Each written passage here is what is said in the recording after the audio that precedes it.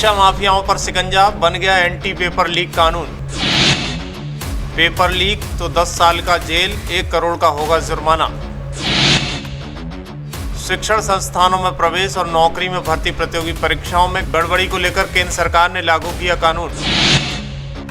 Paper leak के मामले में कड़ी सजा का प्रावधान। जानिए क्या क्या है प्रावधान। अगले 3 मिनट इस खबर को ध्यान से सुनिएगा, क्योंकि बहुत हो गया पेपर लीक। अब बारी है शिक्षा माफियाओं की कमर तोड़ने की। जी हां, मोदी सरकार ने कड़ा कानून बनाकर लागू कर दिया है। इसमें दोषी को बख्शा नहीं जाएगा। ऐसी कार्रवाई होगी कि उनके पूर्वज भी थर थर कांपेंगे।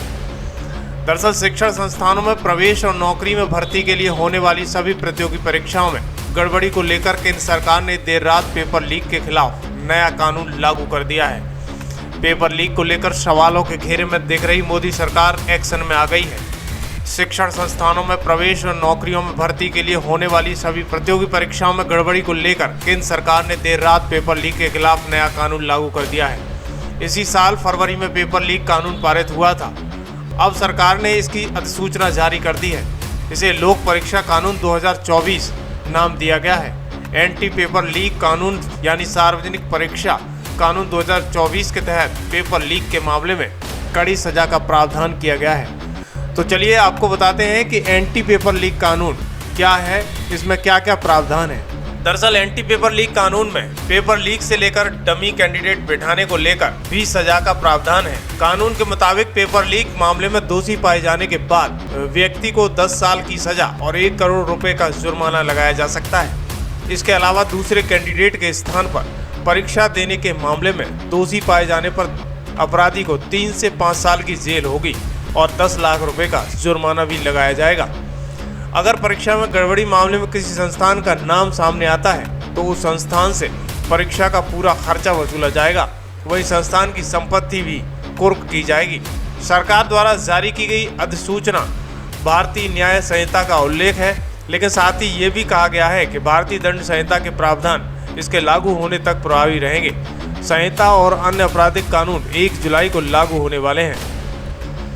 दरअसल प्रतियोगी परीक्षाओं में शामिल परीक्षार्थियों या उम्मीदवारों को इस कानून के दायरे में शामिल नहीं किया गया है और उन पर कोई कार्रवाई का प्रावधान नहीं है। बता दें कि संसद में बिल पेश करते हुए केंद्रीय मंत्री जितेंद्र सिंह ने इसकी जानकारी दी है। तब उन्होंने कहा था कि एंटी पेपर लीक कानून का मकसद सभी सार्वजनिक परीक्षाओं में पारदर्शिता लाना है और धांधली करके युवाओं के भविष्य से खिलवाड़ करने वालों को रोकना है। इसलिए परीक्षार्थियों या उम्मीदवारों को इस कानून के दायरे से बाहर रखा गया है। आइए ये भी जानते हैं कि कानून के दायरे में कौन कौन सी परीक्षाएं आएंगी।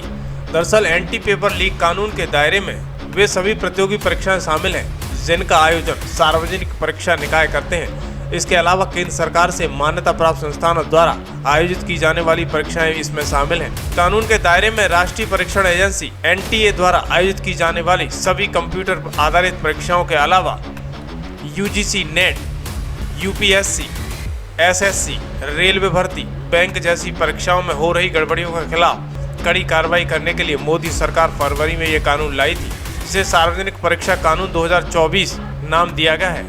अब सरकार ने राष्ट्रीय पात्रता सह प्रवेश परीक्षा यानी नीट में सामने आई गड़बड़ी के बीच इस कानून को लागू कर दिया है। इस कानून का मकसद सभी सार्वजनिक परीक्षाओं में पारदर्शिता लाना है और प्रतिस्पर्धा कर रहे युवाओं को गड़बड़ी नहीं होने के लिए आश्वस्त करना है।